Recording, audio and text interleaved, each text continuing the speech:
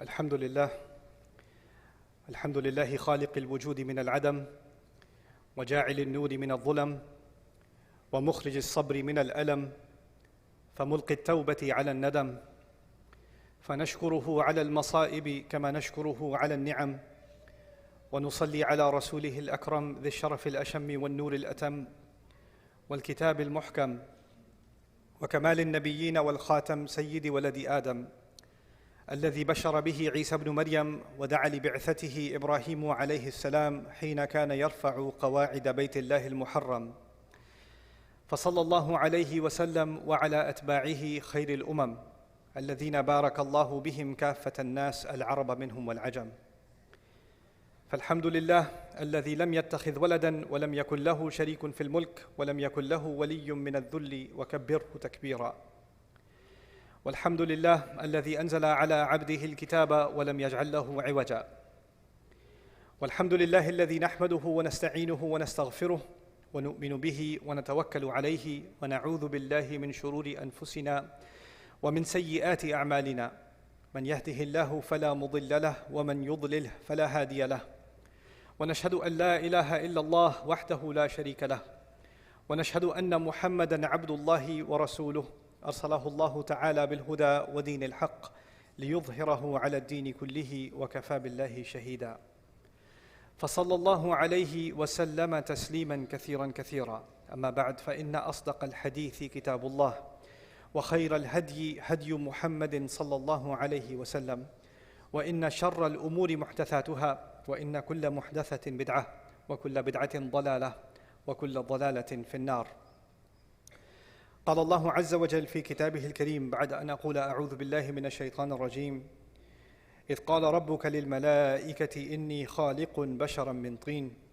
فإذا سويته ونفخت فيه من روحي فقعوا له ساجدين رب اشرح لي صدري ويسر لي أمري واحلل عقدة من لساني يفقه قولي واللهم ثبتنا عند الموت بلا إله إلا الله اللهم اجعلنا من الذين آمنوا وعملوا الصالحات وتواصوا بالحق وتواصوا بالصبر آمين يا رب العالمين. In today's khutbah, I'd like to share with you some important lessons that I need reminding of, and you all, I believe, also do too, from what Allah describes in the story of Adam alayhi salam, particularly something that I want to share with you about Iblis today. Commonly, people assume that Allah Azza wa Jal created Adam alayhi salam, and then when He created him, He commanded the angels to do the sajda, and they all obeyed, and Iblis disobeyed. This is kind of the simple version of the story that many people are familiar with. But there are details in the Quran that are very important that are missing when you think of the story in this way.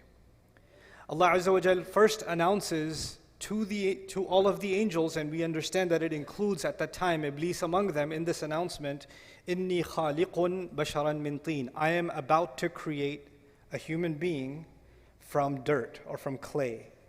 So Allah has, when He's saying this, He has not made Adam yet. Adam alayhi salam has not been created yet, but the announcement has been made that Allah is about to do it. This is khaliqun basharan min teen. And then فَإِذَا, the word إِذَا in Arabic is used for describing something that is going to happen in the future. فَإِذَا سَوَّيْتُهُ وَنَفَخْتُ فِيهِ مِنْ رُوحِي. And when I'm done balancing him, and when I blow into him from my ruh, so none of this has happened yet, it's going to happen, then He says فَقَعُوا لَهُ سَجْدًا, then fall into sajda before. Now, there's a discussion about lam that I had with a notable scholar many years ago, and I was surprised that a few months ago he agreed with what I said about this. And I'll talk about that in a little bit, but I want you to focus first on the first piece of this conversation. Allah has described that He is about to create our Father, and He has also described the process He's going to use to create us. He says, first of all, I'm going to make him from teen. Now let's pause here for a second. We're not the only creation on this earth made from teen. In fact, all of the animals and all of the species that exist on this planet also are made from teen. So that's the common element between us and the rest of the life that exists on this planet. All of the animals and all of the insects, all of it, that's from teen. Fine. But there's something additional about this creation that He's about to make, our Father, and by extension us, that is more than just teen. There's something more than just this animal presence, this animal existence. And by the way, we have something in common with animals. Animals seek food and shelter. We go to the grocery store seeking food. We go to the restaurant seeking food. We look for shelter too. In fact, those are the two primary things that drive us to get an education and get a job or start a business. At the end of the day, it boils down to food and shelter. What's in the fridge and whether or not you're living in a home that has proper shelter. Are the electricity bills paid? Is the water running? What I'm trying to say is we're just way more advanced at getting food and shelter than animals, but at the end of the day, those are the same basic functions. And then they procreate. They have children. They continue the species, and that's what human beings do too. So in that sense, as far as the continuity of life, we're not that much different from the animal kingdom and from what any other species does. We build homes, a bird builds a nest. We go out and seek our rizq, and the birds go out and they seek their rizq. But then Allah adds, He's informing the angels, why is this creation from dirt different from all the other species that exist? فَإِذَا سَوَّيْتُهُ When I make him balanced, taswiyah is actually to perfect and balance the craft of something.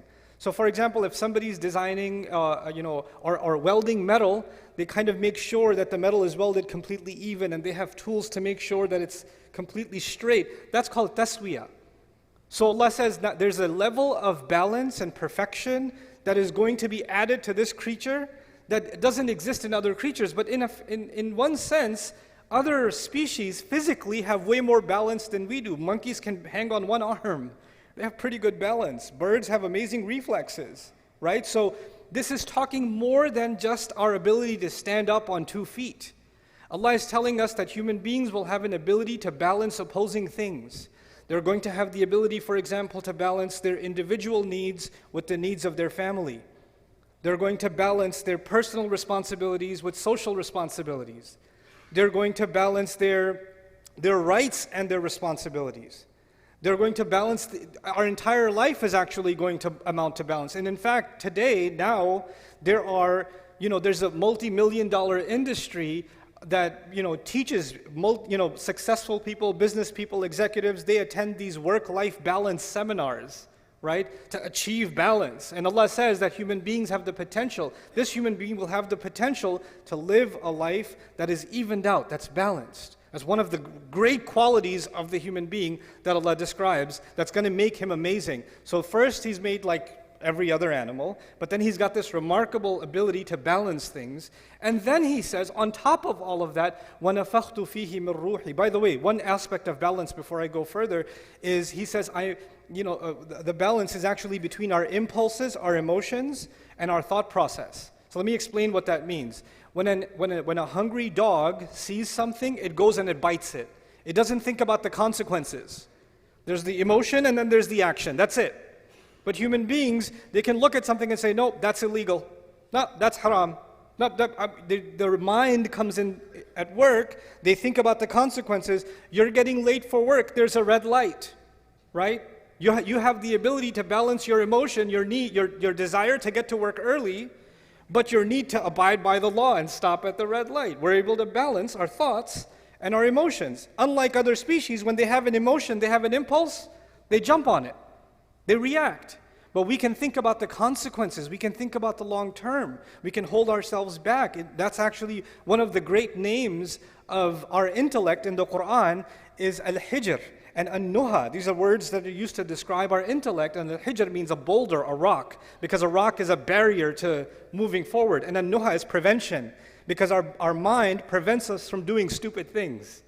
It gets in our way, and sometimes, I get overwhelmed with emotions and we make stupid decisions. Or we say things we shouldn't have said, or we do things we shouldn't have done because we weren't thinking at the time, because we let our emotions get out of balance, right? So Allah Azza wa Jalla here says, human beings will be made with this amazing ability of balance. Then He says, وَنَفَخْتُ فِيهِ مِنْ رُوحِي. And then on top of that, I will blow into him from my own ruh, meaning the ruh that Allah especially designed for this human being, this special spiritual connection, this special thing that will connect him, this human being, and Allah together in a unique way, in this unique, powerful way. That's what's going to be inside him. So this ruh is inside him, unlike other animals and other species, there's a special kind of thing, a special kind of light inside this human being. So he's made up of these three things. He's made up of dirt, and he's made up of this balance, and he's made up of this ruh. Three components Allah described in this ayah, and He let the angels know these are the three parts that will make this human being amazing.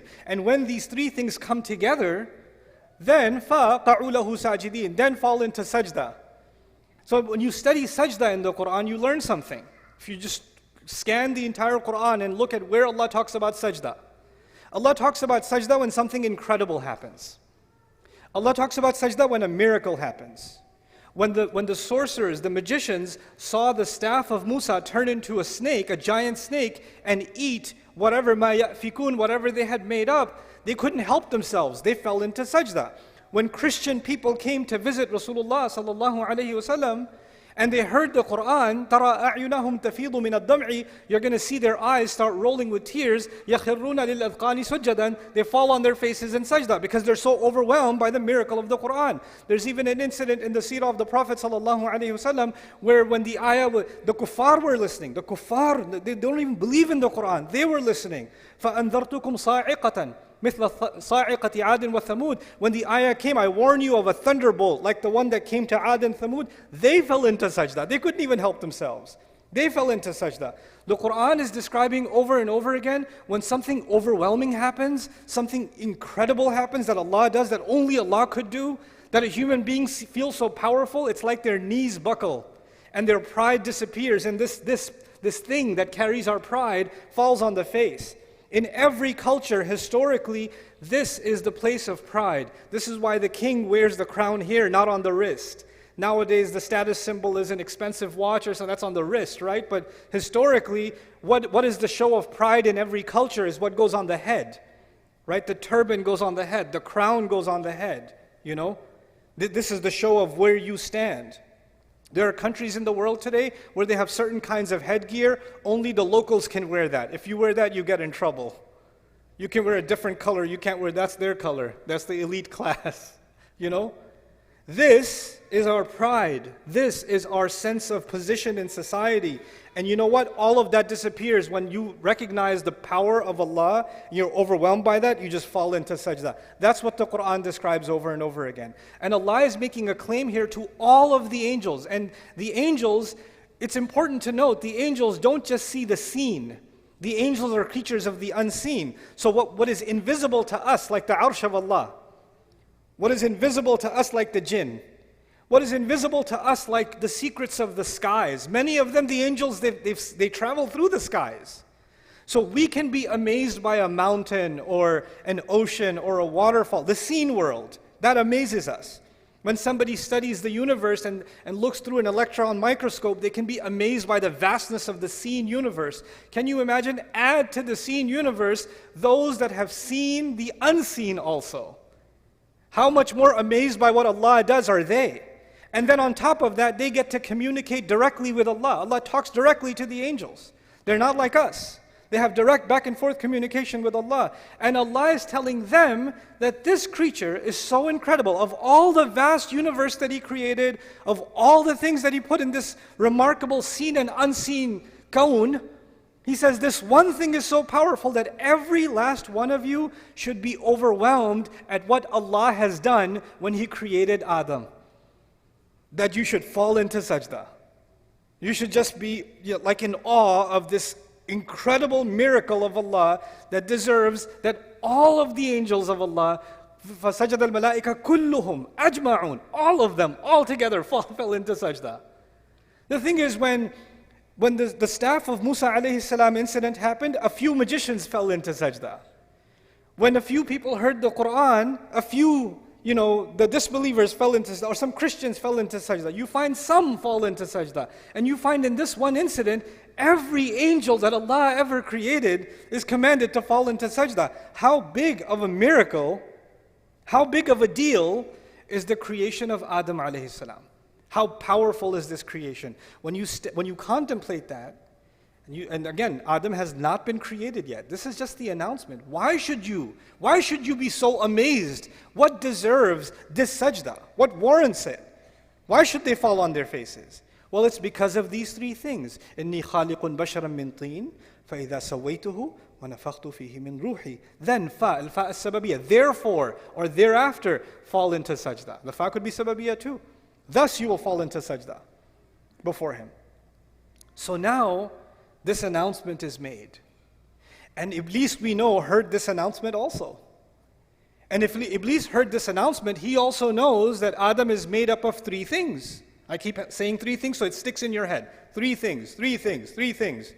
But we know that when Allah tells us that when he refused to do sajda, he turns to Allah. He doesn't say خَلَقْتَنِي مِن نَارٍ وَخَلَقْتَهُ مِن طِينٍ وَسَوَّيْتَهُ وَنَفَخْتَ فِيهِ مِن رُوحِكَ. He doesn't say that.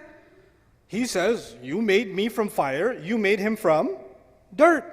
That's just one of those three things, isn't it? There's two more things. And he knows about those two other things. He knows about the taswiyah, the balance of the human being. He also knows about the ruh that is inside the human being. But when he complains to Allah that you made him from dirt, he pretends that he doesn't know about those other two things. But he does. He fully knows. This is a really important thing that I want to highlight in these brief moments in this khutbah. There's hundreds of lessons in the story of Adam alayhi salam, but I hope I can do some justice to this one lesson that I want you to take today.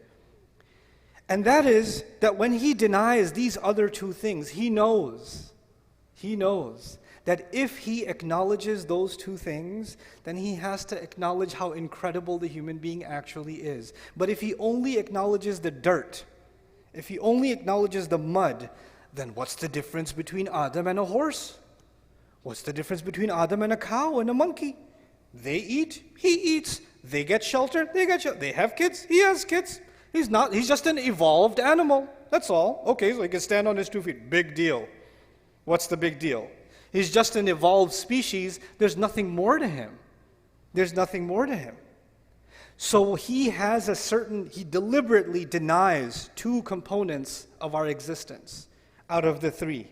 Two of them, he denies them, and if he accepts them, then he has to accept the supremacy of what Allah has made, the remarkable thing Allah has made. Now, he hates humanity. He blames Allah for giving us this position, and he swore that he wants to not only see Adam alayhi salam fail, because if you hate Adam, then you got Adam expelled from Jannah, you should be like, I'm good now, I got my revenge, feel better. Nah, he doesn't feel better.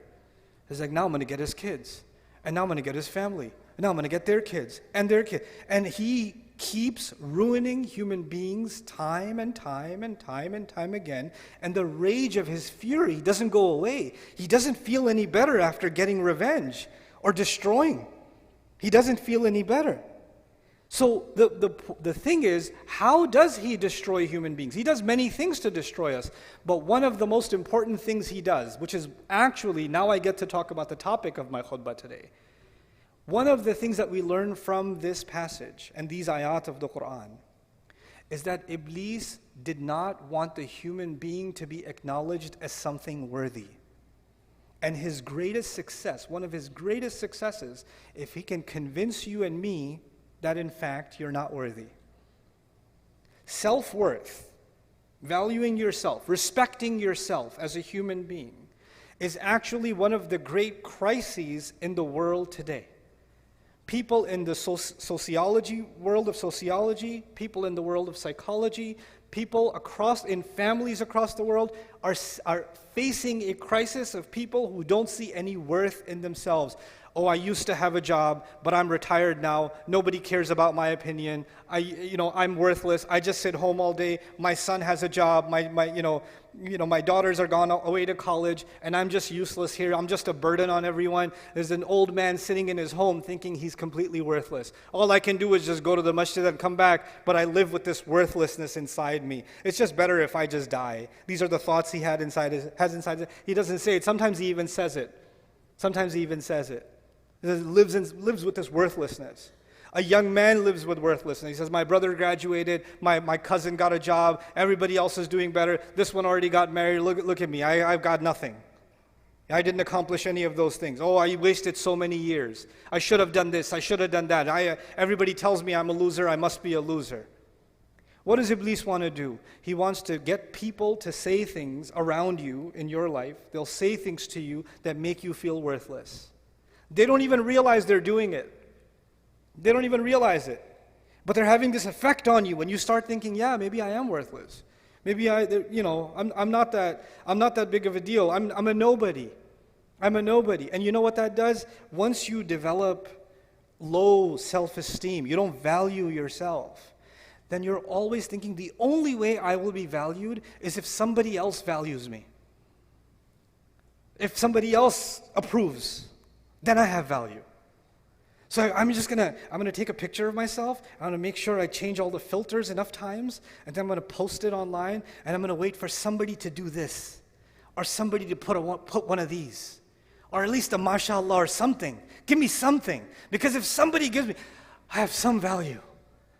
Okay, now what do I gotta do? I need more value, because I'm worthless again. I haven't posted in 2 days. I need to get back on. I need to feel valued again.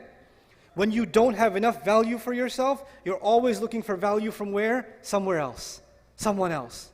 Always looking for somebody else's approval. Always looking for somebody else's compliment. You didn't say anything.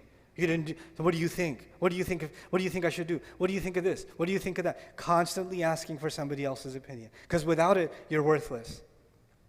And then you become afraid. When you have low self-esteem, then you can't deal with any of your rights. Like, people can walk all over you, they can humiliate you, and in your head you're like, yeah, I deserve it. I'm scum anyway. I mean, I deserve even worse. And then what's even better is Iblis comes to those in your life sometimes and he says, hey, say this to him. Say, you know what? I know I treat you like a dog, but you deserve worse than that. So you should be happy that I even treat you this much. Okay? You're lucky to even get this much treatment. And you hear that enough times, and what happens? You start internalizing it. Because human beings, even if you reject something at first, if you hear it enough times, you start getting influenced by that. You start seeing yourself that way. You start developing a hatred not just for others, but also for yourself. And then this rage inside you is always like, my opinion doesn't matter. Everybody else's opinion matters. My voice is no good. Everybody else's voice is better. My presence is a burden. I have nothing to offer anyone. When you start developing this is a great victory of shaitan, because shaitan says, that's what I was saying, man. That's exactly what I was saying. Just dirt. Look at him. What balance, what ruh. And what does Allah do? Before you and I even came on this earth, because of what our father was given, which we have been given, the creation of our bodies, then on top of that the taswiyah, and on top of that the ruh. He gave us an honor above all of Allah's creation, and all of Allah's creation see us as a miracle of Allah, worthy of all the angels falling into sajda, in awe of what Allah has done, in amazement at what Allah has done. So now the angels in the heavens are impressed with you, and you're not impressed with yourself. You think you're worthless. Allah says in the Quran, وَلَقَدْ كَرَّمْنَا بَنِي آدَمَ.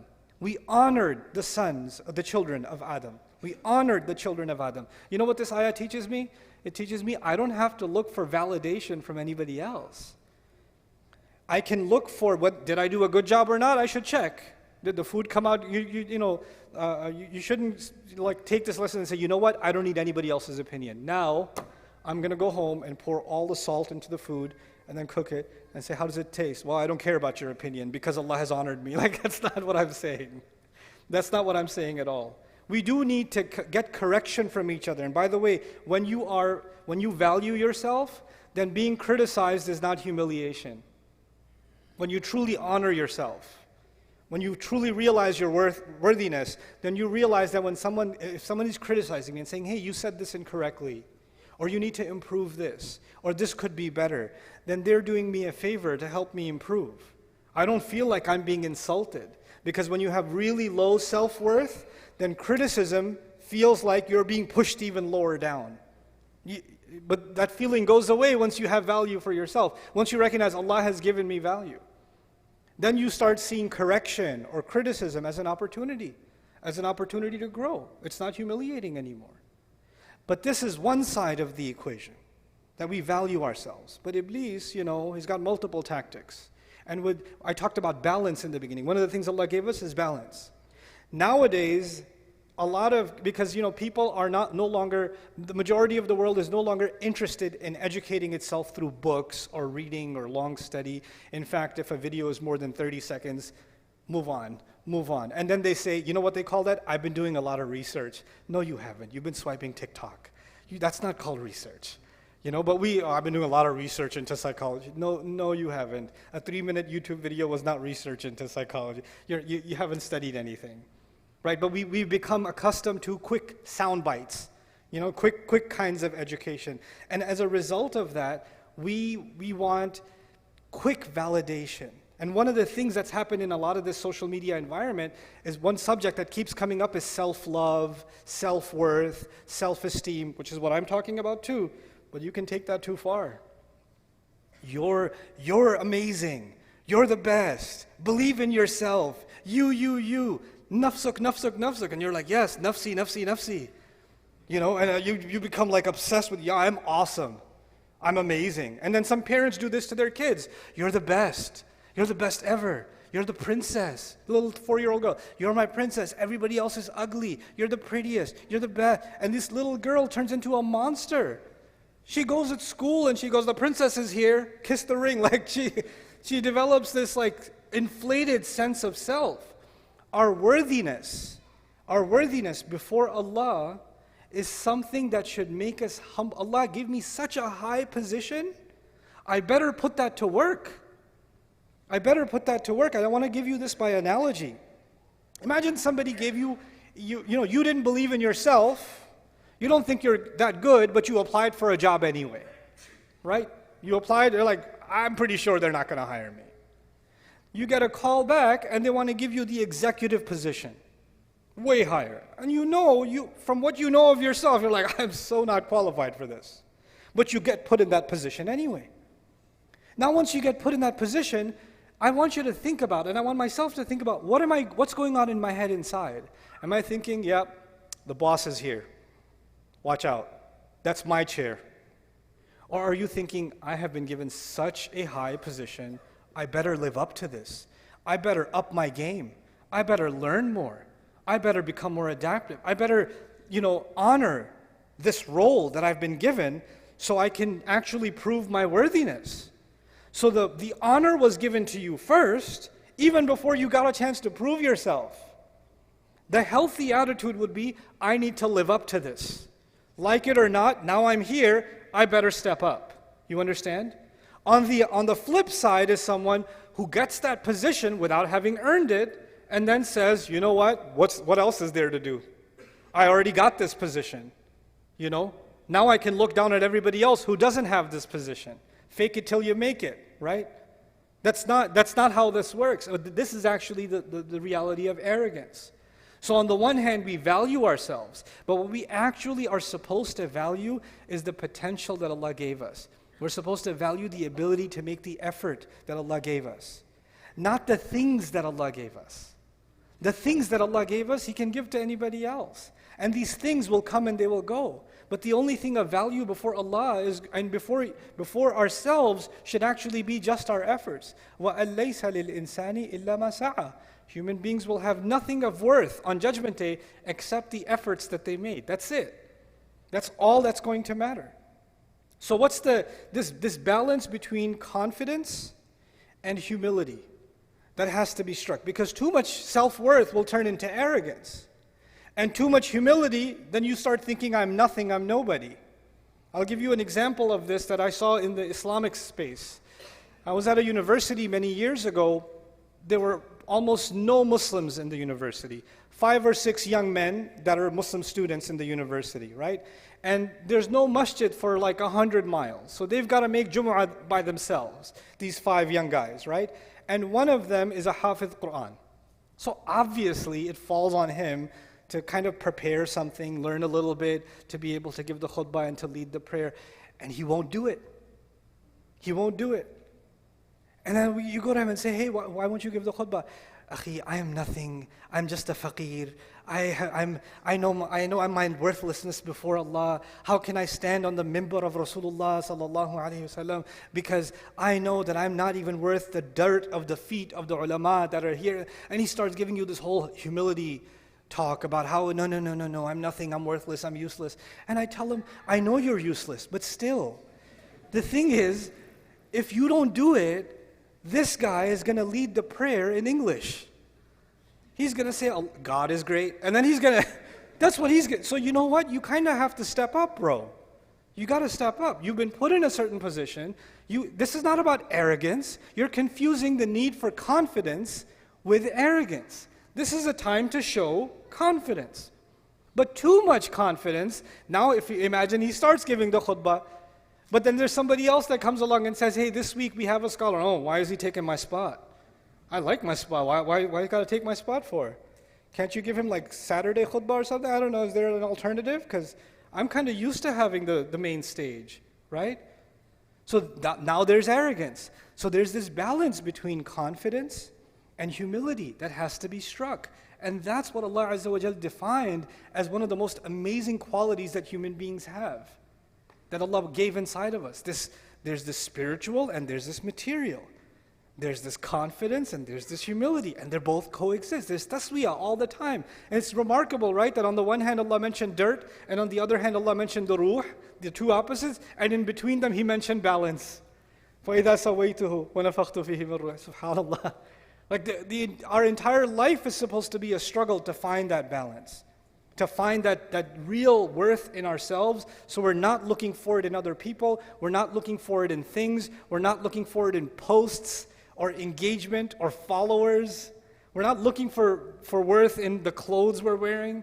We're looking for worth in what we give to Allah Azza wa Jalla. And if you're an old gentleman or you're retired and you feel like you have nothing to offer the world, stop thinking this way. Every one of us will be a learner until the day we die. There's no age where you should stop learning. And the more you're learning, the more you're enriching yourself. And the more you enrich yourself, naturally the world around you gets enriched. There's more wisdom you can offer. There's more you can give. Somebody, and this is the last thing I'll share with you, a gentleman who passed away recently that I knew about, an elderly gentleman who had retired many years ago, and he was just living at home, and he spent his entire day just studying and learning and studying and learning. And when he passed away, his children, because he hadn't had a job, so if you look at it from a material point of view, he was kind of a financial burden on the family, trips to the hospital all the time, and what are we going to do with him? Who's going to take care of him? But on the other hand, when he left, all those kids and his grandkids and all of them, you know what they remember? The things he used to read and he used to share, the wisdom that he used to share. And that those little bits of wisdom, you don't know, they might change that grandson's life. There may be a time where, just like Allah describes Yusuf alayhi salam, لَوْلَا أَرَّأَى بُرْهَانَ رَبِّهِ. Yusuf alayhi salam heard some bits of good counsel from his father Yaqub when he was little, and so many years of his life he held on to Islam. The only tarbiyah he had were some words of wisdom he heard from his father years ago, right? So no goodness is worthless. No good effort is worthless. No human being is worthless.